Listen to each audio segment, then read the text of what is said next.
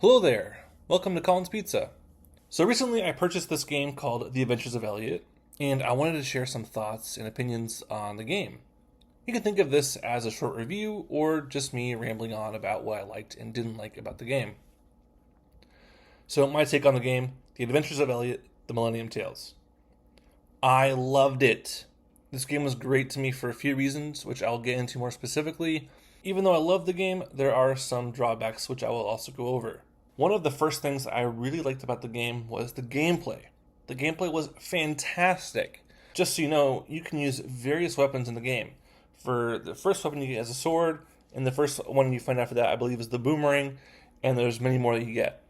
My favorite was the sword and the boomerang, but I grew to love one that is the spear. During the game, you also have a companion that gives you different abilities that can change how you play. Now, these abilities might make you run faster, might make you teleport, might do other stuff. Alright, it's pretty interesting what it does. And one of the things I love the most is that you can jump in this game.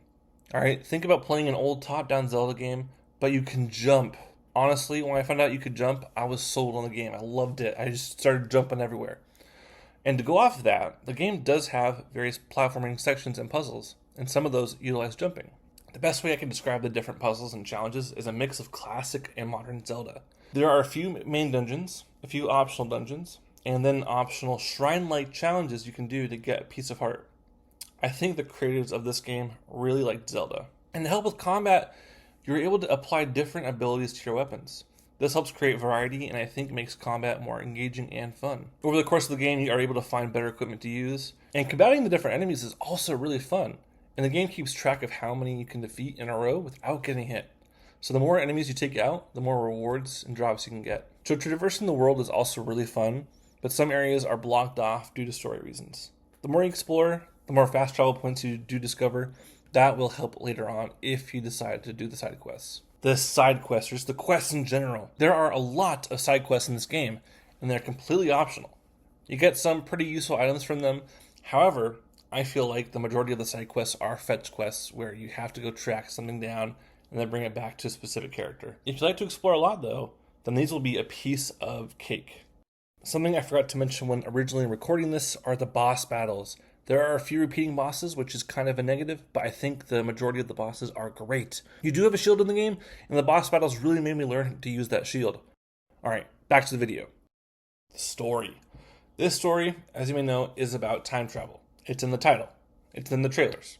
So as you could guess, you'll be traveling to different ages throughout the game.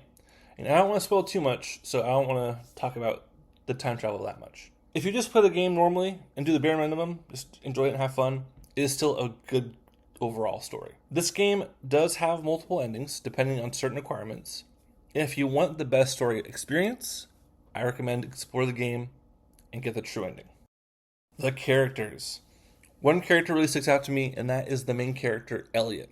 He is not a silent protagonist like Link is, but a very lively one.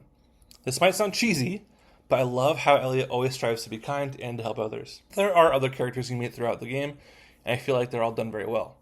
Even some of the antagonists are done so well that I genuinely had a dislike for them. The more quests you do, the more you get to connect with the multitude of characters. Now, this might seem controversial, but I liked the dialogue between the characters in the game.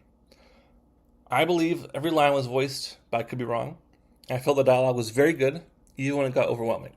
Now, the reason I say this is controversial is because one of the biggest complaints of the game is the companion dialogue.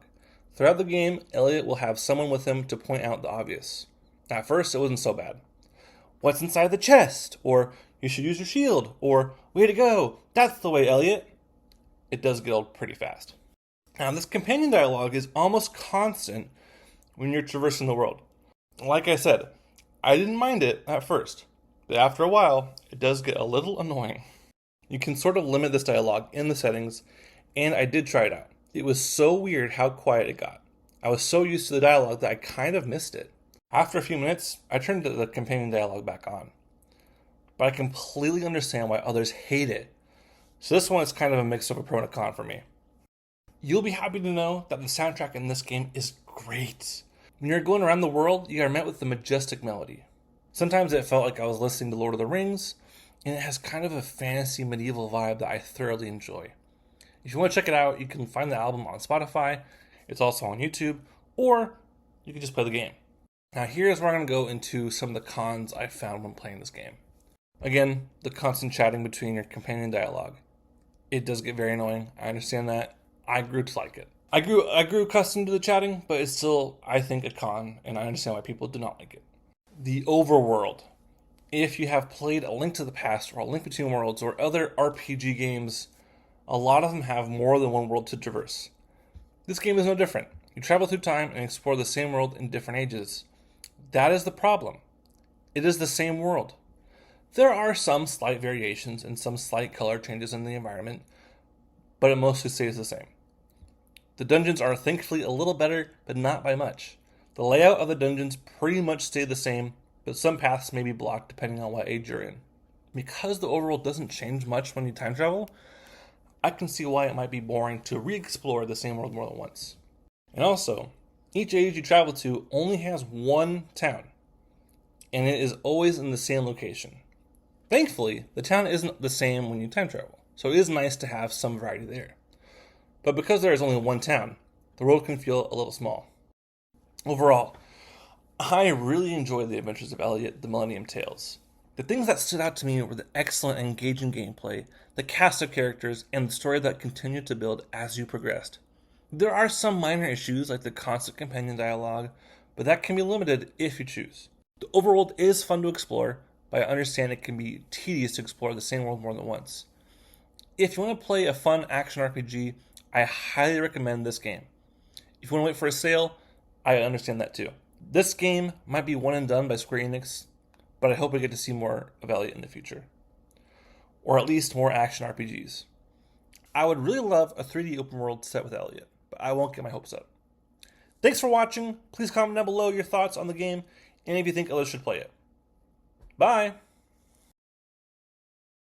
Hey there, thanks a lot for sticking around. If you stayed this long, I want to ask you, how can I improve these kinds of videos? I have not done this for a long time, and I figured if you stayed this long, then you might have some input of how I could improve this in the future.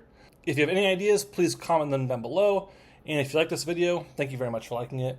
If you have any ideas on how to improve this kind of video, please comment them down below. Thanks again for watching and have a great day.